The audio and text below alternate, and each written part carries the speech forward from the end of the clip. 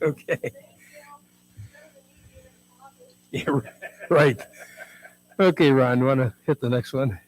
There we go. Okay. For 300 years, the fate of seafaring nations depended on large lumbering square riggers with 200 yards of sail. I'll move this side so you gentlemen can see better.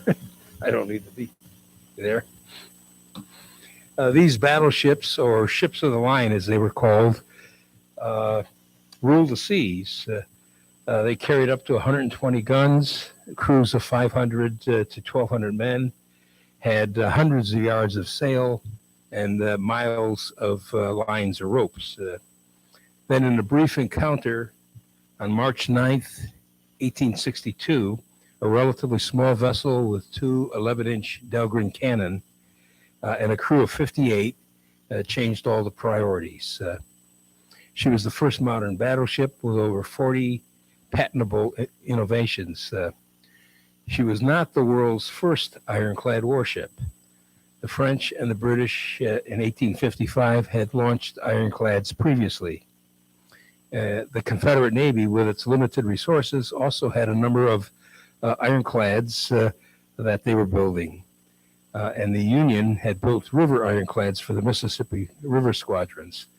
But that encounter in March of 1862, after that, wooden ships of the line, were doomed. Next.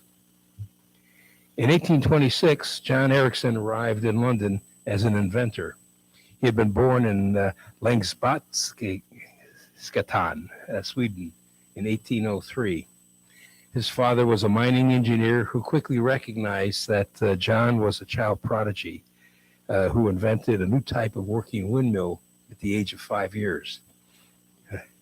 As a young man of 16, Ericsson worked on the Swedish Gotha Canal and was in charge of a 600-man crew which built the canal and maintained all the machinery on the canal at 16 years of age. The Army gave him the opportunity to design steam engines, including one that used hot air to operate instead of steam. This vastly improved efficiency, and that hot air engine generated 10 horsepower and he called it the flame engine, F-L-A-M-E. Investment funds were difficult to find in 19th century Sweden, so Ericsson borrowed money and moved to London after a British minister had arranged for him to speak about his flame engine to the Society of Civil Engineers in London. However, when coal was used as the fuel for the flame engine, there were technical problems and its performance was no better than the conventional steam engine of the time. Next, please. 3 years later, in 1829, he entered a contest sponsored by a British railroad. And in 7 weeks, he designed and built a railroad locomotive from scratch called the Novelty. It was clocked in a measured mile in 53 seconds, meaning it was going about 68 miles per hour, and established a new land speed record. However, the British railroad line was not interested in his locomotive. Ericsson then looked at warships because of two recent advances in marine technology that had occurred. The first, of course, was steam power, which began replacing sail, although ships at the time were using both steam and sail combinations. The second advance was the shell gun, which fired a hollow explosive projectile. Ericsson felt that wooden ships were doomed and argued that ships needed armor. Now, the concept of ironclads were not new, and in fact, in the 3rd century BC, the king of Syracuse, that's Syracuse, Sicily, used lead armor plating on a vessel. In 1592, a Korean admiral also used an ironclad vessel against the Japanese. In 1780, the Spanish introduced ironclad floating gun batteries. However, critics dismissed his ideas of naval warfare with cladding because naval experts had grave concerns over weight, maneuverability, and seaworthiness of ironclad vessels. Next, please. The first steam-propelled vessel was the Clermont, which had been introduced by Robert Fulton in 1807. Steam engines in warships were an advantage that allowed the ability of the ship to choose battle conditions regardless of weather. But steam required large amounts of coal for fuel, and warships could not carry enough for long voyages. The compromise then was sail and steam, with clumsy paddle wheels amidships or on the sides of the vessels, with engines above the waterline and therefore vulnerable. Thus, Ericsson began to develop a concept of subaquatic system of naval warfare. This is the Clermont, built by Robert Fulton in New York State on the Hudson River. This is a reproduction, but there are paddle wheels on either side of the ship. Here's the steam engine here, which turns the wheels and propels the ship. But you can see it also carries masts for sail in addition. Next, please. In 1837, he invented a type of screw propeller which put the propulsion system underwater. He patented this in London, England. Ericsson built a tug, the Francis P. Ogden, and in trials on the Thames River, on April 19th, 1837, it reached a speed of more than 10 knots per hour. With this success, he hoped for a Royal Navy contract, but the naval lordships were unenthusiastic and dismissed his invention as impractical. Their quote was, quote, "Even if the screw has the power to propel a vessel, it would be found altogether useless in practice because, the power being applied at the stern, it would be absolutely impossible to make the vessel steer," unquote. Well, with that, in 1839, not trusting the English and dealing with him as a foreigner, Ericsson moved to the United States. Within 5 years, he had 5 propeller craft on the Great Lakes and 3 on the Chesapeake and Delaware Canal, making money for him. In 1842, with the support of Robert Stockton, next please, he built an experimental naval corvette called the Princeton.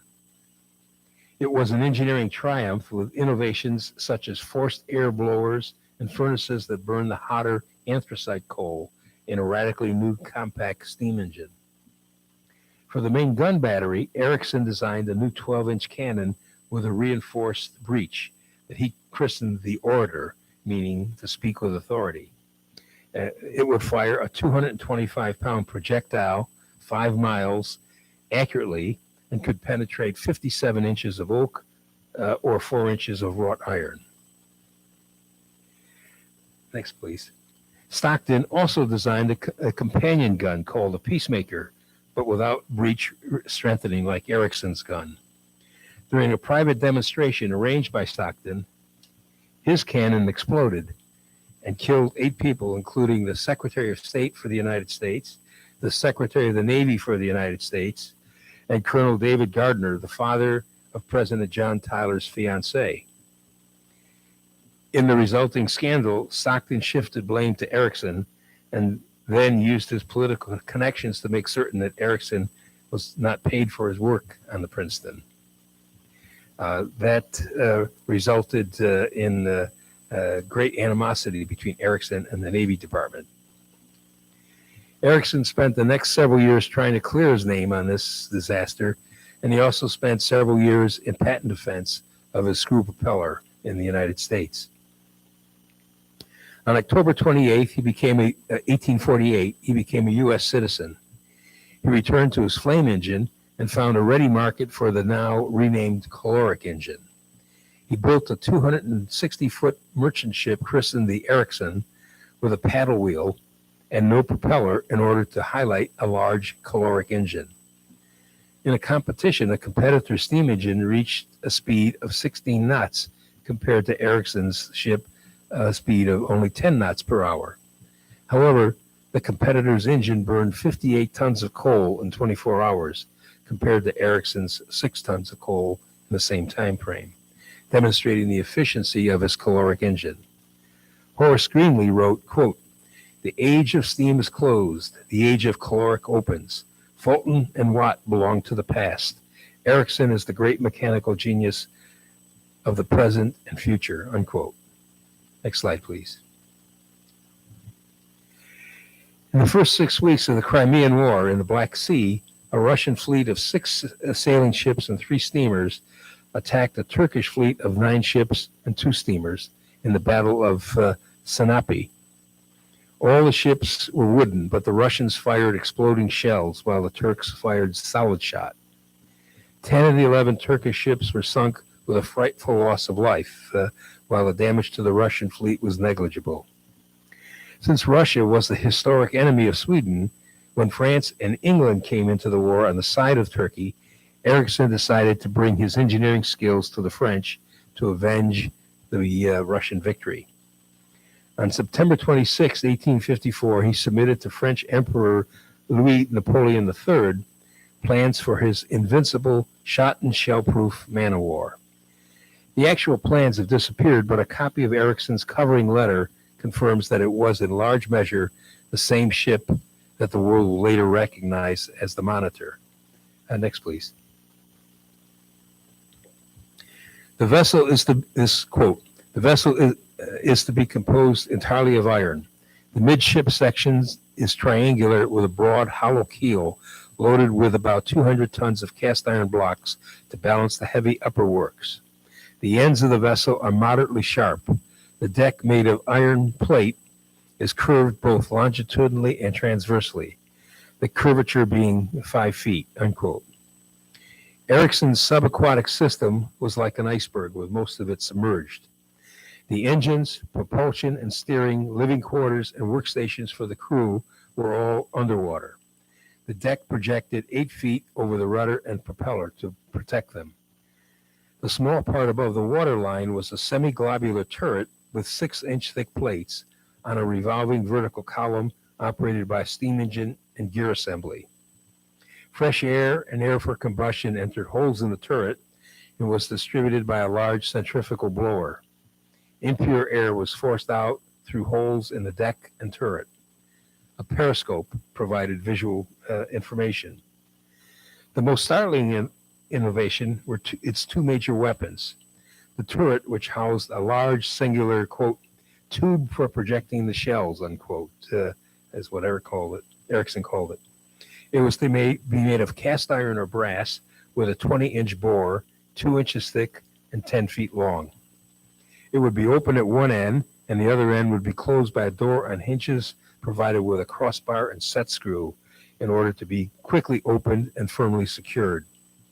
The shell was to be inserted through the door and fired by a steam through jets. In effect, he was proposing a breech-loading steam gun. Another unique weapon system was built into the ship below the waterline in the form of a pair of permanently mounted tubes, which were to fire 10 feet long projectiles equipped with an explosive head, which Ericsson called hydrostatic javelins. They were to be propelled by steam also. Today we call these torpedoes. The Emperor sent a polite rebuff, and he stated that his naval staff did not find, quote, the result to be obtained would be proportionate to the expense or to the small number of guns that could be brought into use. The Emperor was expecting 120 guns on a ship as opposed to a single cannon. And so he gave Ericsson a medal and, thank you for proposing something. Now be on your way. It was almost a decade later that Ericsson's plans would be put to use. Next, please. Now, when Lincoln was inaugurated on March 1861, he appointed Gideon Welles as Secretary of the Navy because Lincoln wanted someone from New England in his cabinet. Welles was a newspaper man and knew little about the Navy. He quickly realized, however, that the Navy was in no condition to fight a war of any kind, even though the United States had a merchant fleet second only to Great Britain at that time. The Navy had few ships and a small officer corps, many of whom resigned to join the Confederacy. Next slide, please. The Norfolk Naval Yard at Gosport, Virginia, was 12 miles upriver from the great harbor at Hampton Roads. It was the largest and best equipped shipyard in the United States at that time and had a huge granite dry dock. It had warehouses filled with cannon, gunpowder, shells, cannonballs, rope, timber, steam engines, and other supplies. 12 warships were berthed at Norfolk, including 3 sloops and 4 ships of the line and 3 frigates. So here's the Gosport Naval Yard here. It's opposite Norfolk. The harbor entrance is up here. Whoever designed this map, called Fortress Monroe, Fort Moultrie, which is in South Carolina, Charleston Harbor. So maps even of the time and maps produced online are inaccurate. Next slide, please. The USS Merrimack was the most valuable of the ships there as a 4,636-ton combined steam and sail frigate carrying 40 guns. She was one of the most modern and powerful warships in the world at that time. She had just returned from a tour of duty in the Orient and was being overhauled with her guns and steam engines removed. Next slide, please. Commodore Charles S. Macaulay was the commandant of the shipyard. He was old and had a drinking problem. Wells sent him a letter that clearly stated the problem. Quote, "In view of the peculiar condition of the country and of events that have already transpired, it becomes necessary that great vigilance should be exercised in guarding and protecting the public interest and property committed to your charge. It is therefore deemed important that the steamer Merrimack should be in condition to proceed to Philadelphia or any other yard should it be deemed necessary, or in case of danger from unlawful attempts to take possession of her, that she may be placed beyond their reach. Indeed, it is desirable that all the ships and stores should be attended to, and should you think an additional force necessary, or that other precautions are required, you will immediately appraise the department of this. In the meantime, exercise your own judgment in discharging the responsibility that devolves on you."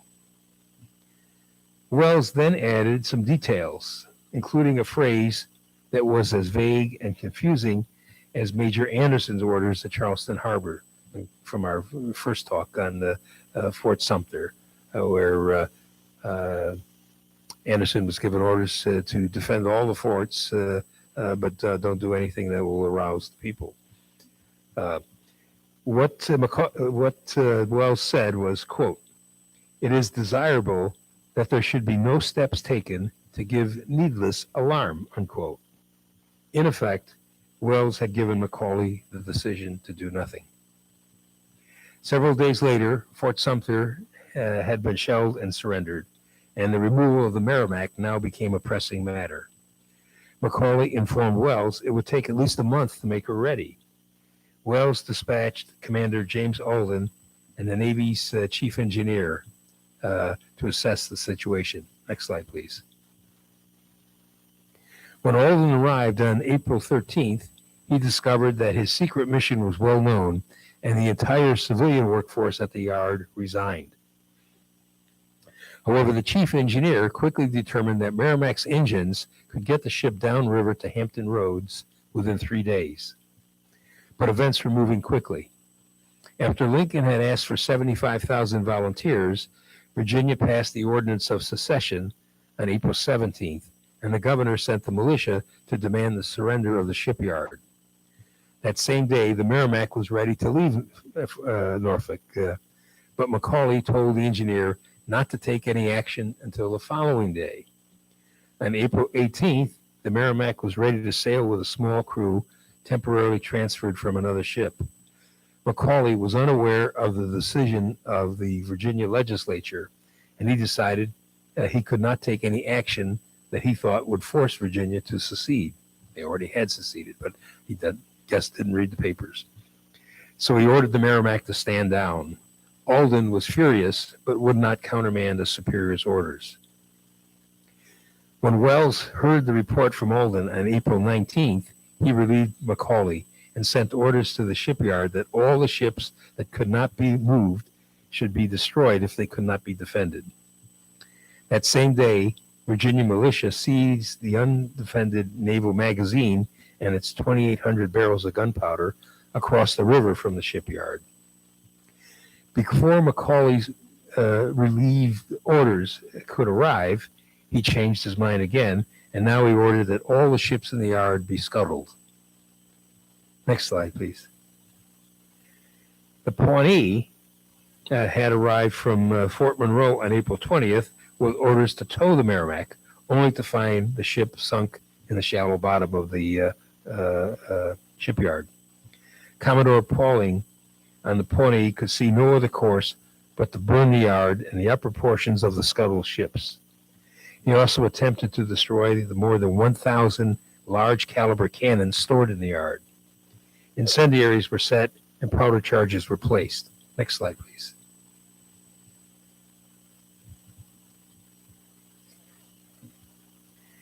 At 4:20 a.m. on April 21st, the comment was the shelling of Fort Sumter begins at 4:20 a.m. It's curious that two major events occur at the same time of day, and not the same day of the week. Must be something about 4 a.m. in the morning. Fuses were lit, and soon the entire Navy Yard was ablaze, as well as the Merrimack. The flames could be seen for 30 miles. However, the 1 ton of powder placed to destroy the granite dry dock failed to explode. When the militia entered the yard later that morning, they discovered that at least $5 million worth of goods and equipment had survived, despite the efforts to destroy the yard. There were hundreds of cannon, crates of small arms, ammunition, and gunpowder. The sunken ships were recoverable, but the Secretary of the Confederate Navy, Stephen Mallory, was not interested in recovering the ships. Next slide, please. Mallory wanted his new Navy to be ironclads. Mallory was a sailor himself and had spent a lifetime involved with the sea and had a sophisticated understanding of ships and sailors. He had watched the British and the French develop ironclads for the Crimean War, and he wanted his Navy to be similar. By early May of 1861, he had written the Confederate government that an ironclad could range the entire coast of the United States, destroying naval and commercial shipping and destroying the enemy's seaports. However, the South did not have the industrial means to produce such ships. The Confederate Congress voted $2 million to buy an ironclad navy. Mallory immediately sent representatives to Europe to purchase or build 6 ironclads. Next slide, please. In the meantime, the burned hulk of the Merrimack was raised. Reports from Europe to Mallory indicated that the British and French themselves were engaged in a shipbuilding war, and there would be little likelihood that he would get his 6 ironclads.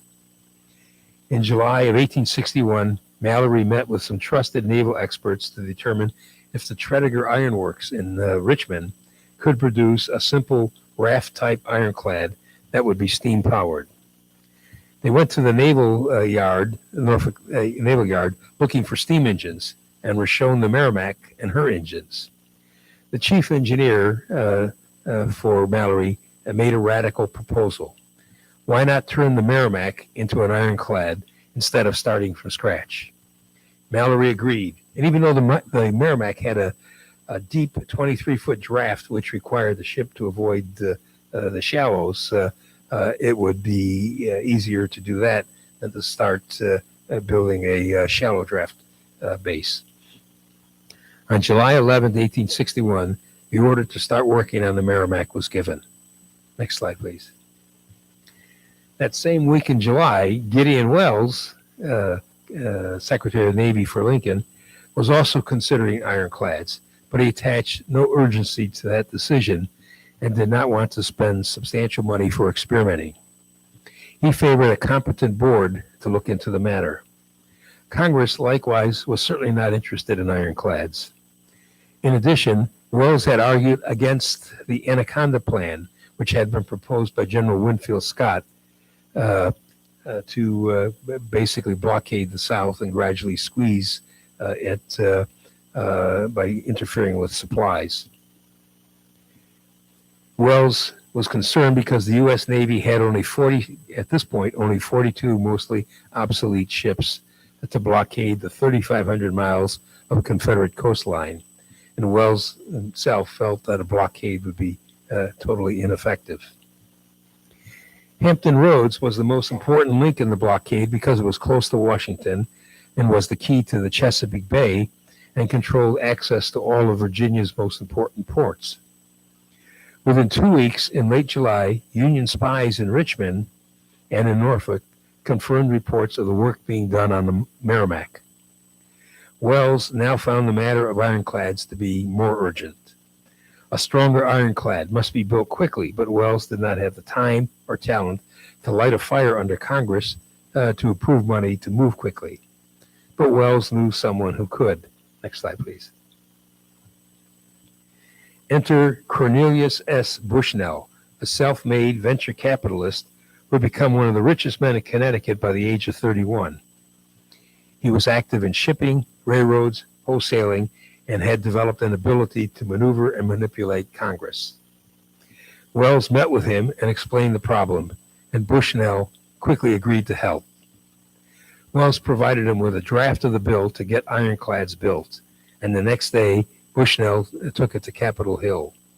To give you an idea of the connections he had, Senator Grimes of Iowa, that state that has vast sea borders, introduced the bill, Bill number 36, establishing the Ironclad Board and authorizing $1.5 million for the construction of ironclads. Within days, the bill passed both houses and was signed into law by Lincoln on August 3rd. Wells immediately advertised for bids for ships, quote, either of iron or wood and iron combined for sea or river service to be not less than 10 nor more than 16 feet draft of water. The vessels were to carry between 80 and 100 tons of armor and to carry provisions for up to 300 men for 60 days, along with enough coal for 8 days of steaming. Next slide, please. By early September, the board had selected 2 of the 16 proposals it received. The first was a 4,120-ton seagoing steamer designed along the lines of the new European ironclads and would eventually be named the New Ironsides. The second was a ship submitted by Bushnell himself and was a smaller warship of 950 tons that would eventually be named the Galena. Next slide, please. Before the board would grant Bushnell final approval for construction of his ship, he would have to furnish proof of the ship's stability. Bushnell sought the advice of one of his partners, Cornelius DeMotter, who owned the Novelty Iron Works in New York City. DeMotter made steam engines for ships. The next morning, he met with DeMotter, and DeMotter advised him to consult his friend, John Erickson. Bushnell called upon Erickson in Manhattan. Next slide, please. Erickson looked at the plans for the Galena and asked Bushnell to return the following morning, September 19th, for his answer. Erickson confirmed the fact that Bushnell's ship was adequate and would float. With their business concluded, Erickson asked Bushnell to look at some plans for a floating battery which could be built in 90 days. The surprised Bushnell said, well, that's exactly what the Navy was looking for. But the best of his designers could do was to produce the Galena, which would be well beyond 90 days in construction. Erickson then pulled out a cardboard model and in 10 minutes had convinced the excited Bushnell that the design was what was needed in the emergency. Bushnell wanted to show the plans to Gideon Wells, but Erickson told him of the bad blood between himself and the Navy over the Princeton incident. But Bushnell was undeterred and saw Wells the next day. When he met Wells, he announced that the president, quote, need not further worry about foreign interference. I have discovered a means of perfect protection, unquote. The two men examined the designs, and Wells was won over. He urged Bushnell to get get to the ironclad board, and have them examine the plans and recommend that they proceed on Ericsson's design. On Sunday, September 22nd, Bushnell met with two other business partners who were in town. Next slide, please. John F. Winslow and John A. Griswold were industrialists from Troy, New York, and were working on Bushnell's ironclad project, the Galena. Winslow was part owner of a company that produced iron, and Griswold was a financier. Next slide, please.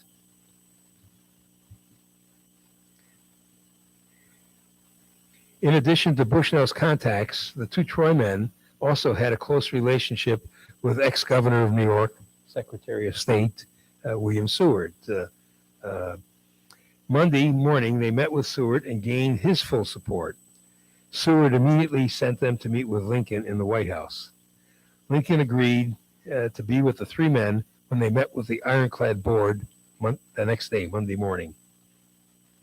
The room was crowded, Tuesday morning. The room was crowded that Tuesday morning with naval officers who opposed the ship primarily because it was of Ericsson's design. The two senior board members were, after hearing the proposal, were prepared to recommend the proposal, but the junior member, Captain Davis, was adamant in his opposition. Next slide, please. The rejection by the board was a moment of despair for Bushnell, but by the afternoon he had decided that he would try to convince Ericsson himself to come to Washington to defend his ship to the board. But Ericsson had told Bushnell categorically he would not go to the Navy Department under any circumstances. So Bushnell decided to play on Ericsson's vanity. He took the train to Manhattan and the next morning appeared at the inventor's door. And this is what the conversation went like. What is the result? Bushnell says, magnificent. Paulding said that your boat would be the thing to punish those rebels at Charleston. You have a friend in Washington, Commodore Smith. He worships you. He says those plans are worthy of the genius of an Ericsson. Captain Davis wants a little explanation in detail, which I could not give. I will go today, announced Ericsson. When Ericsson arrived in Washington, the first person he met at the Navy Department was Captain Davis. Ericsson said he was there to explain the details of a ship, but Davis was incredulous. Why? We rejected it in total. What for? Demanded Ericsson. For want of stability, answered the captain. Stability? No craft that ever floated was more stable than she would be. This is one of her great merits, roared Ericsson. Prove it, and we will recommend it, challenged Davis. They agreed to meet with Gideon Wells in his office and the two other members of the board that afternoon. Ericsson had drawn diagrams and had done mathematics specifically to demonstrate the ship's seaworthiness. He urged the adoption of his plan both on its merits and the speed with which it could be built. Finally, this time, the three board members agreed, and Wells told Ericsson to go home and start immediately and send Bushnell down the next week for the formal contracts. It was exactly 8 days from the morning in New York when Ericsson first showed Bushnell his plans. You think Congress can act on anything in 8 days today? Back home, Ericsson realized that the casting, the forging, the manufacture and assembly of his new ship was likely to be the single greatest challenge ever faced by American industry. Every part from turret to anchor, right down to the rivets and flywheels, would of necessity have to be assembled untested and at the last minute with no leeway for modification or adjustment because of the 90-day completion schedule. Ericsson, Bushnell, Griswold, and Winslow formed an equal share partnership, and each was to contribute $10,000 as seed money. When you got a Navy contract at this time, you had to finance the construction. And if the Navy accepted the vessel at the end, only then would you be paid. So hence the need for the Troy businessmen. On September 27th, the four signed a contract in Troy, New York at the Franklin Bank and organized the division of labor. Next slide, please. Erickson was in charge of all plans and would supervise actual construction. Winslow would find the iron and the armor plate. Griswold would be in charge of finances. Bushnell would handle the contracts. All the major orders would go to companies in which the partners had holdings. The Albany Iron Works, this is the building which still exists in Albany today, would furnish 200 tons of deck plates and 132 tons of armor plating and the angle iron to make the ship's frame. Next slide, please. The Rensselaer Iron Works would make some of the rivets and the bar iron for the pilot house. The pig iron would come from mines in northern New York, and the forest in the Adirondacks would provide the charcoal for the smelting process. Next slide, please. The Novelty Iron Works in New York City would make the turret because the firm had powerful steam presses to bend heavy metal plates. Next slide, please. The Delamater Iron Works would build the main engines, the boiler shafts, pumps, and special propeller. Next slide, please. Clute Brothers Foundry in Schenectady would handle the auxiliary steam engines, the gun carriages, the anchor hoist, and engine room grates. Next slide, please. All these buildings still exist in the Albany, Troy, Schenectady area. H. Habit Sons of Baltimore would be the only out-of-state contractor. They would produce the large iron plates for the turret. The actual construction of the ship would occur at the Continental Iron Works of Greenport in Brooklyn. Next slide, please. The ship that was to be built was a cousin to the one proposed to the Emperor of France because of the need for practicality. The steam gun was replaced by a pair of huge smoothbore Dahlgrens. The proto torpedoes were discarded. The hemispherical turret was replaced by a simpler, easier to build cylindrical turret. The slope deck was replaced by a simpler flat design. The lower hull was to be 3/8 inch thick iron plate, 124 feet long and only 6 feet deep. Mounted on top of the hull was the upper hull, or raft. This was a deck of 172 feet long and 41 feet across and extended 25 feet beyond the bow and stern of the lower hull and slightly more than 3 feet on either side. So here's the lower hull, and here's the upper hull. It extends over the front of the lower hull and well over the propeller on the stern of the vessel. Here's the flat design extending 3 feet beyond the lower hull.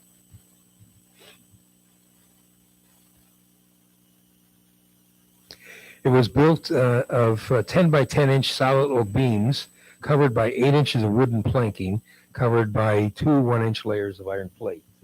Next slide, please. There's a cutaway view and a model. So here's your lower hull down here. These are the 10 by 10 inch beams, and then the pine plating above this, and then on top of that, 2 inches of iron plating on the deck itself. An iron skirt of 3/8 inch plate hung around all the edges and extended 5 feet down into the water, protecting the hull, protecting the propeller and the rudder also. Since the deck would ride only a foot above the water, most of the side skirt would be underwater. For a cannonball to reach the lower hull fired by an enemy vessel, it would have to be fired at such a low angle that it would need to pass through 25 feet of water before reaching the hull. And of course, that would take all the energy from the cannonball before reaching the hull. Next slide, please. In the middle of the deck sat the massive turret, which measured 9 feet high and over 25 feet in diameter. The shot-proof wall was 8 layers of overlapping 1-inch plates with an additional 1-inch layer on the inside, for a total thickness of 9 inches. The turret itself weighed 120 tons without the cannon. There were two ports just large enough to admit the muzzle of a cannon. The ports could then be sealed with massive iron shutters after the gun had recoiled. The roof was solid iron beams covered by a perforated iron plate to allow daylight and air to come in. Next slide, please. So this is a top view of the turret, looking down into the turret, the two cannon, the beams, and then the iron plating above this, perforated iron plating above this. When it was necessary to turn the turret, it was jacked up on a screw and wedge mechanism with the entire weight resting on a single vertical iron shaft set into the center of the floor. Next slide, please. So here's the shaft, here's the gear, and the steam engine would rotate that. A pair of single piston donkey engines controlled by a clutch mechanism would then revolve the turret. A massive central bulkhead that ran across the width of the lower hull for support divided the ship into a forward section which housed officers and men, and the rear section for engineering, including the boilers, pumps, and coal bunkers. So here's the plate that goes across the hatches on either side. As construction moved ahead, many naval officers were outraged that the board had accepted Ericsson's design, and they complained to Gideon Wells. He wavered in his support of Ericsson, and to protect himself from removal if the ship failed, Wells put together a remarkably mean-spirited contract. When Bushnell returned in a week to pick up the contract, he was shocked by the attachments. The first surprise was that the Navy wanted masts, spars, and sails and rigging to drive the vessel at 6 knots per hour in a fair breeze. This, of course, would make the turret totally ineffective. The clause was put in as a deal breaker should the Navy decide to renege. The Navy also wanted the vessel to carry full provisions for 100 people, more than the crew of 58, for 90 days sailing. The vessel was expected to sail under steam at 8 knots per hour for 12 consecutive hours and could carry enough fuel for our engines to consume for an 8-day run at that speed. Then came the financing. The Navy would pay $275,000 for the vessel in $50,000 installments. However, 25% of each payment would be held in reserve until the Navy was satisfied with the vessel's performance for up to 90 days after completion. If the vessel or the turret failed, the full amount would be returned to the Navy. The Navy would decide what would constitute failure. In effect, the government wanted a money-back guarantee from the company. This was binding not only on the 4 partners, but if one of them should die, their heirs, their executors, and administrators assigned within 30 days of failure. So this was carried over to the families in addition. The vessel itself would be held by the Navy as collateral. Members of Congress were barred from benefiting from profiting from such a contract. But New York State Representative Erastus Corning was a co-owner of the Albany Iron Works, and no one really said that much about that. They just kind of ignored that. Under the circumstances, the United States, however, could null and void the contract at any time. The only concession by the Navy was to extend the completion date from 90 days to 100 days. Next slide, please. In both the North and the South, construction of the ironclads was given the highest priority. Even though the Merrimack work had started months earlier, it was still a race as to who would be launched first. The availability of iron in the South was problematic, and only the Tredegar Iron Works in Richmond could supply the armor. 300 tons was salvaged from the Norfolk shipyard. Unused trolley rail and railroad track were salvaged and used. At one time, 100 tons of iron plate sat at a railroad siding in Richmond for 4 weeks awaiting train transport to Norfolk. Even with 1,500 men working on it, progress was slow. Ordnance experts determined that the 3 layers of 1-inch plate were not enough after some firing trials with cannon, and it would be necessary instead to use 2 layers of 2-inch plate. This took several weeks at Tredegar to convert their rolling machinery to roll out 2-inch plates instead of 1-inch plates. In January, the workmen also went on strike because they hadn't been paid. Plating was finally finished in late January. In early February, the Merrimack was floated in the dry dock and almost capsized due to her high center of gravity. 200 tons of pig iron was placed in her bilge to stabilize her. Finding a crew was also a problem, and 200 Army recruits were sent to the ship. On February 13th, 1862, the Merrimack was finally launched with no ceremony, no distinguished officials, and no brass band. Contrary to the fears of many, she floated out of dock on even keel. On February 17th, the Merrimack was rechristened the CSS Virginia, although in the North and even in the South, both Federals and Confederates continued to call her the Merrimack. Next slide, please. Soon thereafter, Secretary of Navy Mallory furnished her with a captain. He selected Flag Officer Franklin Buchanan, who had served 46 years in the U.S. Navy and had served as the first superintendent of the Naval Academy at Annapolis. When it appeared that Maryland would secede, Buchanan resigned his commission. But when Maryland did not secede, Buchanan asked Secretary Wells to reinstate him. Wells refused, and so Buchanan joined the Confederate Navy. When Mallory appointed him captain, the secretary suggested that the Virginia's powers as a ram would be formidable. The ship had been fitted with a cast iron ram. Now, the ram had not been used or seen in more than 1,000 years since its last use. Probably in the movie Ben-Hur, where Charlton Heston is a member of the rowing crew on one of the ships. It was probably the last time a ram was used. Mallory also suggested that if the Virginia broke the blockade, that she should sail out to Potomac to threaten Washington. Even though the Virginia still had many minor problems that needed fixing, Buchanan came on board and prepared the ship to leave from the Norfolk Yard in early March. Next slide, please. Meanwhile, up north, on January 20th, 1862, Erickson responded to the Assistant Secretary of the Navy, Gustavus Fox. You may remember Fox from our first discussion of Fort Sumter. Fox came up with the plan to use steam tugs to supply Sumter that didn't work out. Fox is now Assistant Secretary of the Navy, and he asked Erickson, what do you want to call this ship?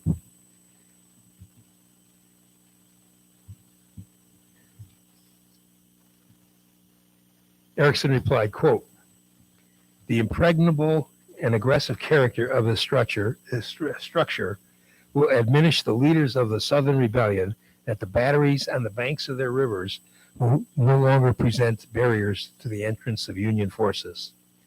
The ironclad intruder will thus prove a severe monitor to those leaders.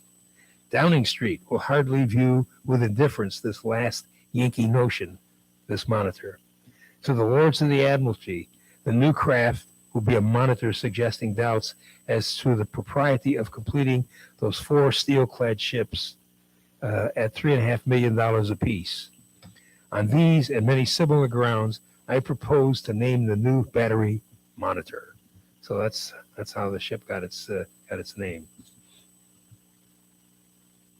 Next slide, please.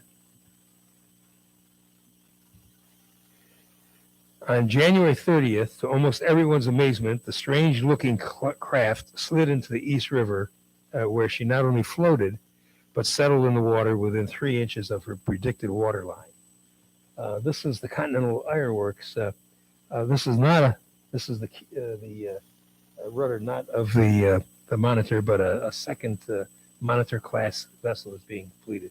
There are no pictures of the Monitor while it was being completed. To give you an idea of the size of it.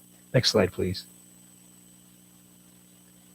And Erickson actually stood right here as it slowly slid down the ramp into the water, demonstrating his belief that it was not going to continue going down into the water.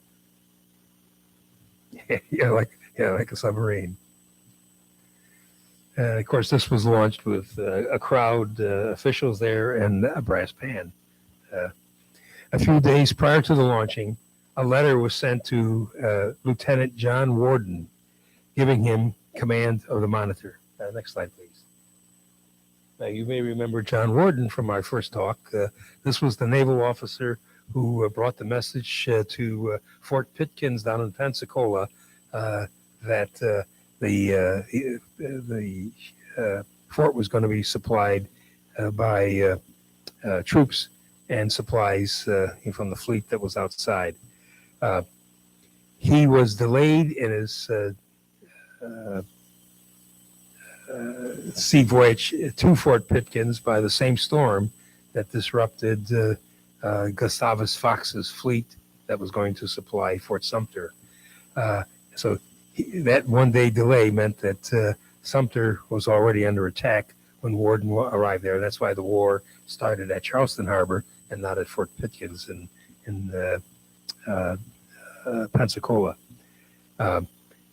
After he had delivered his message, Warden was unaware that the war had started at Fort Sumter, so he was traveling back to Washington by land, going through Georgia.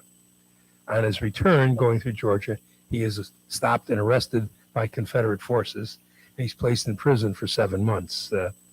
He was released in November of 1861 and returns to Washington, and on January 16th, 1862, he accepts command of the Monitor. Meanwhile, the Union Navy was having its problems fitting out the Monitor. Erickson had planned for two 12-inch Dahlgren smoothbores, which were at that point the most powerful weapon in the arsenal, but none were available, so Erickson had to settle for 11-inch Dahlgrens. Next slide, please. On February 19th, the Monitor was turned over to the Navy for testing. No one had determined the direction of turn of the propeller, and when the main engines turned it in the wrong direction. Her speed then was only 3 knots per hour. 6 days later, Erickson quickly corrected that. 6 days later, when she was to start her sea trials, her rudder acted up and the ship rammed the dock and had to be towed back to the yard. Erickson first jury-rigged the rudder and within 2 weeks had a permanent fix. On March 3rd, on a smooth sea, she could only reach a speed of 7 knots per hour instead of the 9 that Erickson had planned for or the 8 demanded by the contract. No one, however, said anything about the missing masts and spars and sails. Next slide, please. While the Dahlgren cannon had been previously tested, the newly designed gun carriages for the crowded turret had not. Erickson had designed the gun. These guns are roughly 12 feet long. The recoil would be 12 feet. The inside dimensions of the turret are 25 feet.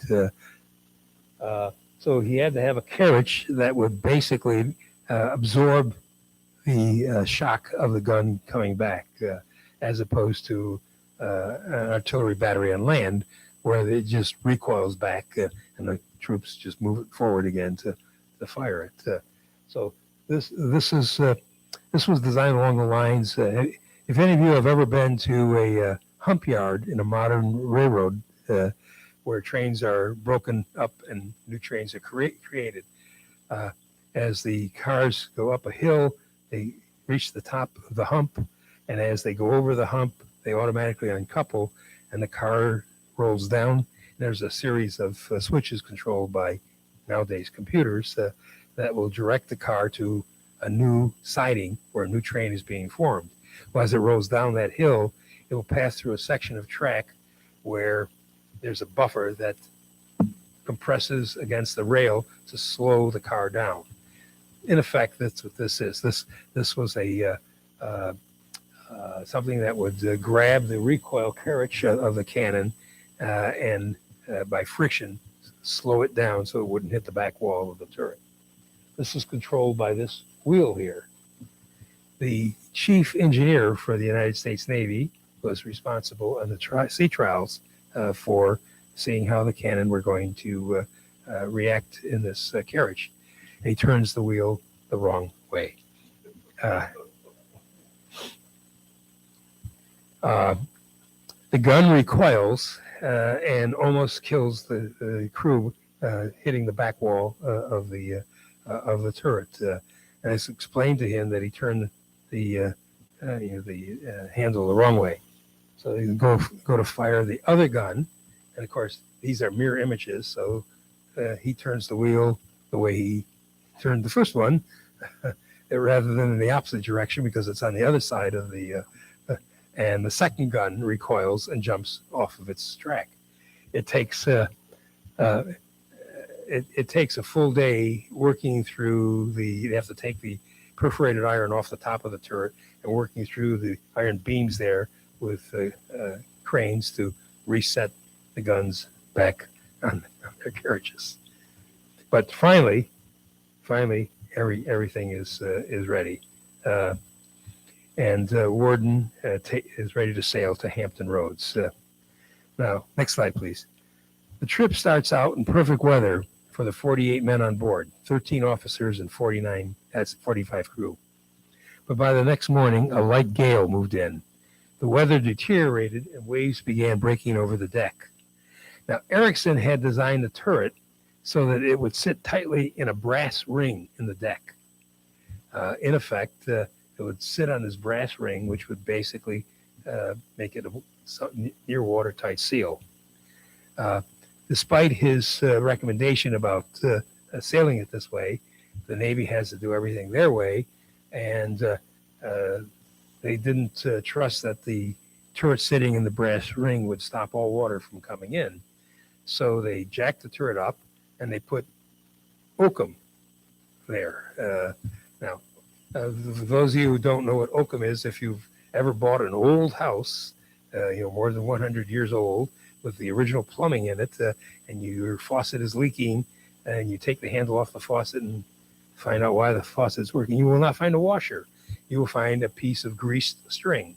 In effect, oakum is rope coated with grease that you put in there that functions as a washer. So they jacked the turret up and they put heavy-duty oakum all the way around. Well, the waves dislodge the oakum. The turret is jacked up, so now you have a 64-foot circumference, 8-inch water leak in your ship. And water begins pouring into the monitor. Although its pumps were designed to handle up to 3,800 gallons per hour, that size leak rapidly can exceed that. Water also, they put up there's no smokestack on the monitor when she's in battle. This is just a few inches above the deck. But for sailing at sea, they put up a temporary smokestack, but it's only a few feet high, and this gets dislodged. Water pours down the smokestack and begins to also put out the fires. When you lose the fires, then you lose steam pressure, and then your pumps don't work. In addition, there's no circulation of air, so carbon dioxide levels begin to rise in the ship. And the belts driving all this stretch and break. So the fans stop working. There's no fresh air for the fires. The engine pumps stop. Carbon dioxide levels are building up in the engine room. The ship was basically floundering, but tow lines are tossed to her. They're towing her, and the crew works diligently to get the turret down, stop the leaking. And after 5 hours, they're able to tow her into calmer water where they can get things restarted, the fire started, and ventilation restored, and the engines restarted. By the next afternoon, the monitor arrives at the mouth of the Chesapeake. The officers saw puffs of smoke in the distance and heard muffled sounds of distant gunfire. A pilot boat pulled alongside and confirmed the fact that the Merrimack had come out and had been attacking the fleet. Next slide, please. The U.S. blockading fleet was a large, well-manned squadron of sailing ships and steam frigates with a total of 188 guns. The Virginia had 10 powerful cannon, and with her small escort vessels, the Confederate fleet mounted a total of 27 guns. Buchanan's original plan was to move down the Elizabeth River at night and attack the U.S. fleet on March 7th at dawn. But he had been forced to postpone that for a 24-hour period by the same storm that nearly sinks the Monitor. While the Virginia waited at Norfolk, someone came up with the idea, well, if we're going to take cannon fire, solid shot on our sloped decks, if we put grease on the sloped decks, the cannonballs will slide off faster.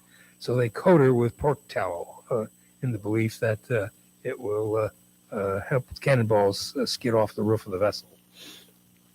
Next slide, please. At 11 a.m. on Saturday, March 8th, Buchanan decided to take the 260-man Virginia directly into battle. Only 3 of his officers were told of his intentions to ram the USS Cumberland. As the vessel got underway, it was apparent she was not as fit for battle as she appeared. Her engines were unreliable, her steering highly erratic, her guns untested, and most of her crew, although they were artillery infantry, they were not trained to fight on sea, and there's enough chop that the crew starts to get seasick. Around 12:40 p.m., the Virginia was spotted by lookouts, and there's a mad scurry aboard the Congress and the Cumberland to remove laundry from the rigging, run out their guns, and prepare for battle. At 1:08 p.m., the steam frigate Minnesota and Roanoke were informed by flag signal, and they began to prepare. On the Virginia, Buchanan addressed his crew. Quote, "Remember, you are about to strike for your country and your homes, your wives, and your children," unquote. Sounds a little bit like George Pickett before his charge at Gettysburg. A Union tug, the Zouave, steamed towards Virginia and fired 6 shots from her 30-pound Parrott rifled cannon. These had absolutely no effect on the Virginia. By 2 p.m., Congress and Cumberland and shore batteries were now firing at Virginia with no effect.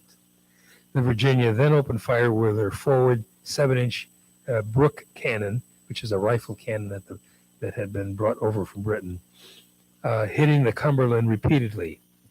At 2:30, Virginia was within 300 yards from the Cumberland and was able to deliver a broadside from her 9-inch Dahlgrens with devastating effect. Then the Virginia's ram punched a gaping 7-foot hole into the Cumberland. As the Cumberland began to sink, the ram became stuck, and the Virginia was now in danger of being pulled down with the Cumberland. But the incoming tide began to also force the Virginias, because of her length, force her alongside the Cumberland, and in doing so, the cast iron ram breaks off, freeing the bow of the Virginia. The sinking Cumberland continued the fight, and she poured 3 broadsides into the Virginia with no effect except to ignite the pork fat. So the Virginia is flaming, but it smells like a barbecue. The Cumberland sinks with 121 deaths. It was now 2 hours past high tide, and Buchanan was eager to get to the Congress. He headed towards her. First, he has to head away from her to get into deeper water, a broader area water, where he can turn around, because the Virginia takes a large turning radius, and he has to do this in the channel because of her deep draft. The commander of the Congress, however, deliberately beaches his ship in water too shallow for the Virginia to follow. The Virginia, however, stood off at 200 yards and hammered away at the Congress. By 4 p.m., the commanding officer and 135 of her crew were dead. Their flag was taken down and the ship surrendered. Buchanan sent 2 of his shallow draft support vessels to help rescue survivors, but Army shore batteries continued to fire at the Virginia. Next slide, please. Buchanan was incensed by this breach of rules of naval warfare, and he commenced firing at the shore batteries and set fire to the Congress. He even climbed on top of the deck of the Virginia, the roof there, took out a rifled musket and brings up a chair, begins firing at the artillerymen on the shore who are firing cannon at him. Almost immediately, he's hit in the thigh by a sharpshooter, and Lieutenant Jones needs to take command of the Virginia. Jones decided, now with the Congress burning, to go after the Minnesota, but his pilots feared that Virginia might become trapped as the tide continues to go out. So Jones breaks off the action, sails to deeper water, and anchors for the night. In just over 4 hours, the U.S. Navy had suffered a humiliating defeat.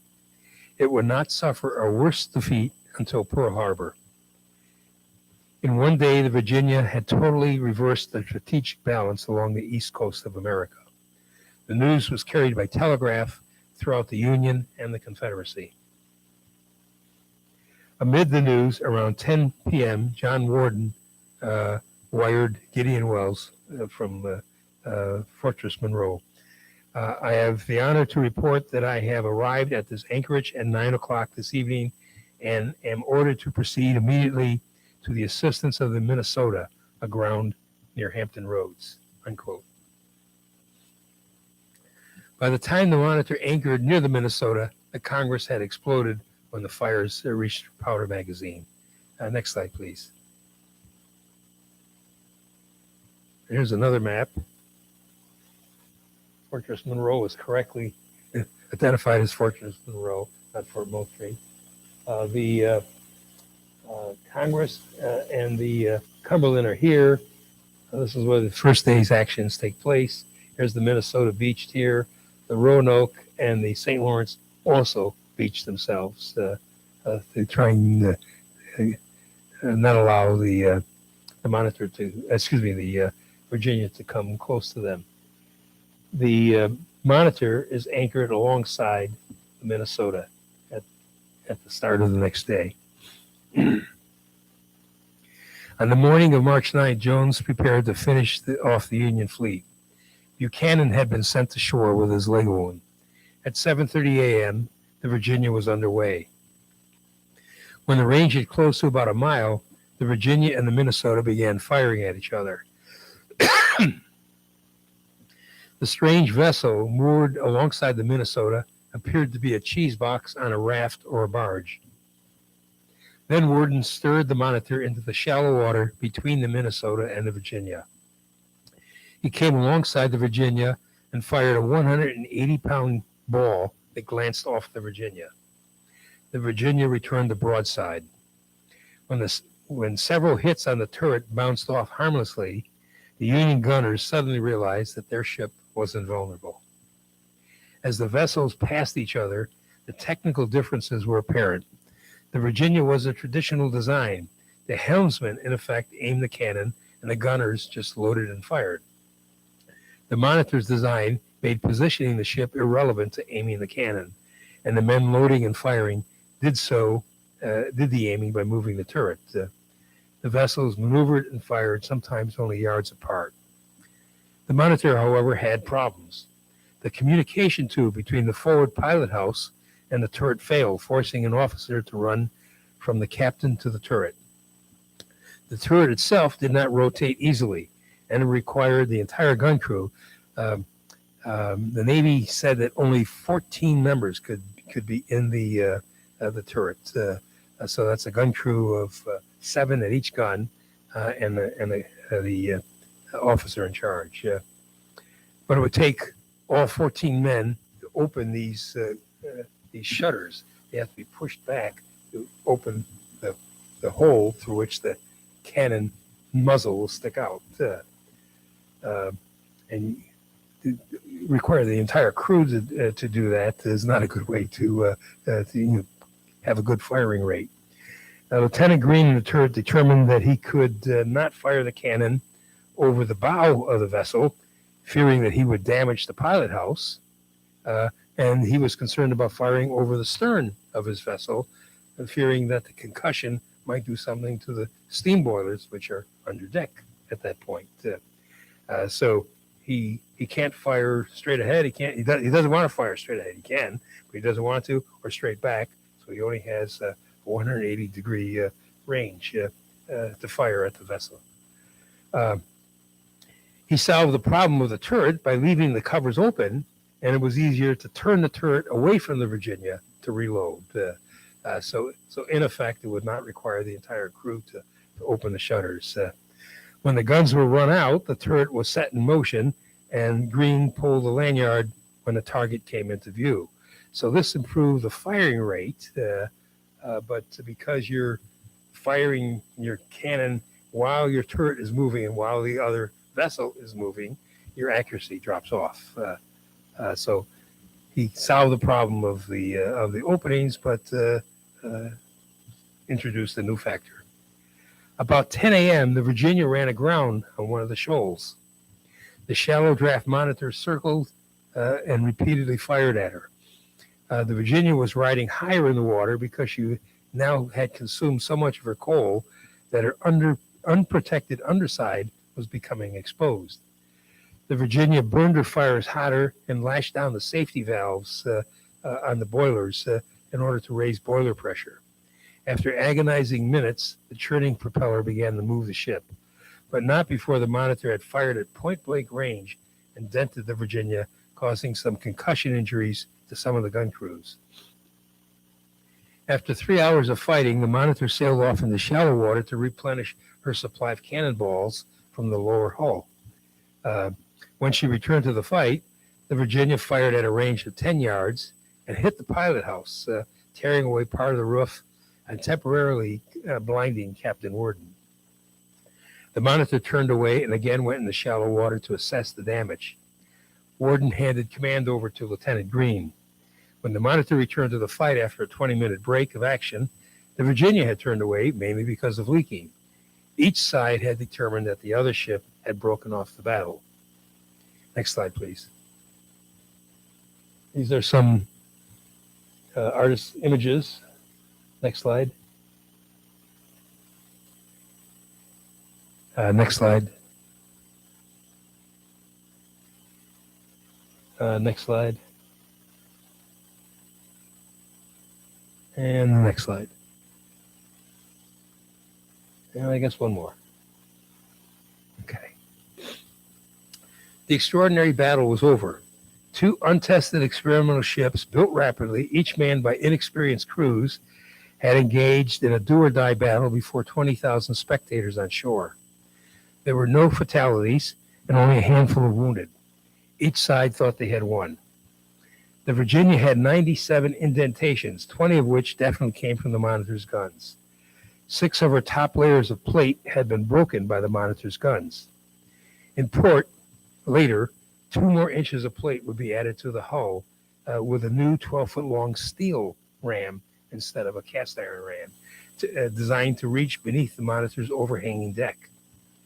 Newly designed projectiles were to be used in the Brooke cannon, which they felt could penetrate the monitor's turret. Worden praised the monitor to Lincoln and to Wells. She was shot and shell-proof, but he also realized how vulnerable she was to a boarding party. Next slide, please. You can see here,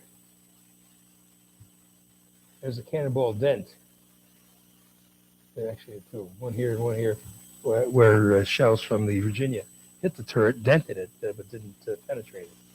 But you can see if this gun port is open and that shell goes in, you take care of your entire gun crew.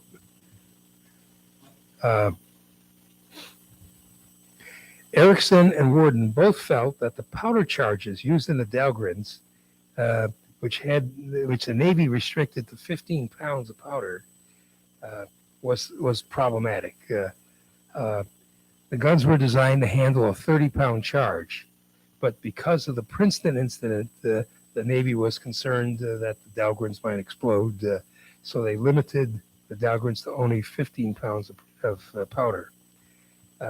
Erickson and Worden both felt that had they used the full 30-pound charge, that the velocity of the shot would have been higher and they would have penetrated the Virginia. Over the next 2 months, Virginia made 3 more sorties down the river to challenge the Monitor. Each time the Monitor refused unless Virginia ventured out into Hampton Roads. March 8th was the last attempt. Now, Wells and Lincoln were concerned, based on Worden's concerns also. If the Confederates came out with their auxiliary vessels, and on those auxiliary vessels they took a boat and rowed over to the Monitor, basically boarded her, a boarding party boarded her, so they could drop basically grenades in through the ports and take out the gun crew, or they could stop up the smokestack to interfere with. So the Monitor was not to go out unless she was accompanied by appropriate support vessels. So the Union did not want to risk the Monitor. The Virginia came out, thought they had, with the new ammunition and the steel ram, that they could sink the Monitor, but the Monitor does not engage again. And then the last time that the Virginia went out, May 8th, as she turns to sail back upriver, she fires a single cannon in the direction of the Monitor, which in naval terms is an insult for you, not having the nerve to come out. In the analysis by the North, the first day of battle was an unequivocal Confederate victory. The battle with the Monitor proved to the world that Virginia was not strong enough to break the blockade. An interesting sidelight to the fact that the U.S. Navy did not even fully own the Monitor at the time of the action. It would not be until March 14, 1862, that the final payment of $68,750 was made. Winslow and his silent partner, Congressman Erastus Corning, had the good news that the Navy wanted 6 more Monitors to be built at $400,000 each. 35 of the 40 ironclads made during the war were Monitor class vessels. Next slide, please. The Kalamazoo was designed for ocean sailing and had twin turrets with a pair of 15-inch Dahlgrens. Monitors were used for coastal defense well into the 1920s, and the last Monitor, the USS Cheyenne, was stricken from the Navy lists in 1937. Next slide, please. There's the Cheyenne. Looks a lot different than the original Monitor. Next slide. When McClellan and the Union Army started the Peninsula Campaign and the Confederate Army moved north to defend Richmond, the Virginia could not be lightened up enough to sail up the James River.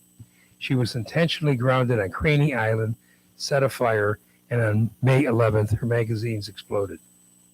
The Monitor sailed with other vessels up the James River to Drury Bluff, but she could not elevate her guns high enough to engage Confederate batteries on the bluff.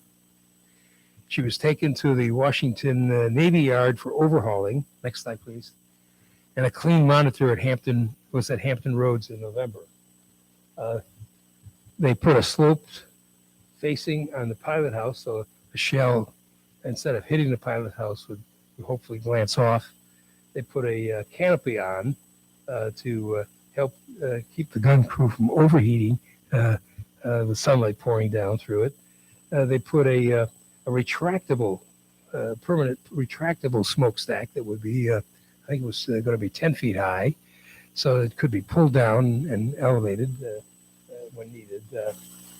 I came across a reference that in the Navy Yard, she was an attraction, and thousands of people came out to take a tour of her. And this one comment was that the crew were particularly interested in the many ladies who took the tour because of the ladders There was a comment they never saw more legs on women than women touring the Monitor. Next slide, please. On Christmas Day, she received orders to sail to Beaufort, North Carolina, to assist in the blockade of Wilmington. The new captain made the same mistake in preparing for sailing, namely caulking the turret base rather than setting the turret down into the brass ring. Squalls off Cape Hatteras loosened the packing, and again she began taking on water. Part of the crew was rescued, but she sank on December 31st, 1862, with 4 officers and 12 crew members on board. Next slide, please.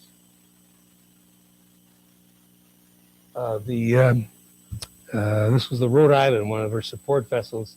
They launched 2 of their lifeboats, and the crew all, as you're sinking, all the crew all got into the turret, and they would have to jump into the lifeboat as the lifeboats rode up and down in the waves.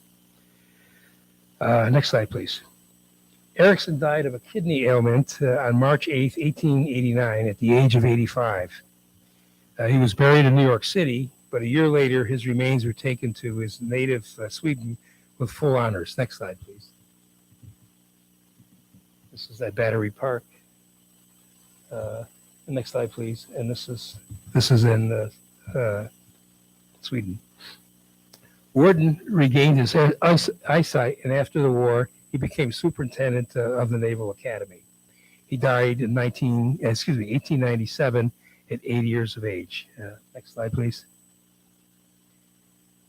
In 1973, naval archaeologists located the Monitor.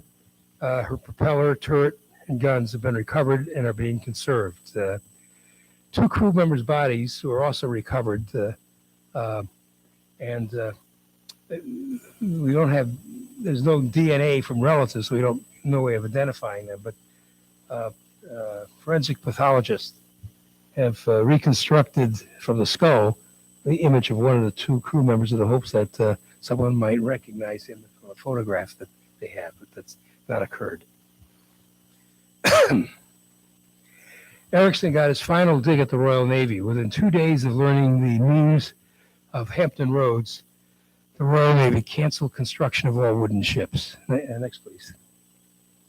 The London Times wrote, whereas we had available for immediate purpose 149 first-class warships, we now have 2 HMS Warrior and HMS Ironside, who are Britain's only Ironsides.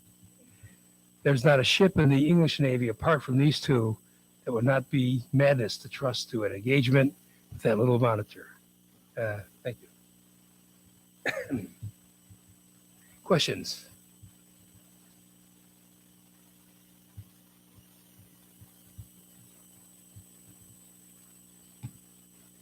I discovered just this past week that if you're familiar with cycloramas, they're kind of like the big screens of the 19th century. It was a cyclorama of the battle. Next slide, please. This is one of the scenes from it. I don't believe any of them still exist. Thank you.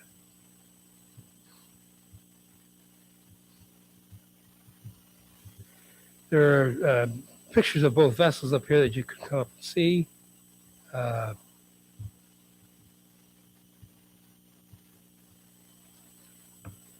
And we're done. Thank you.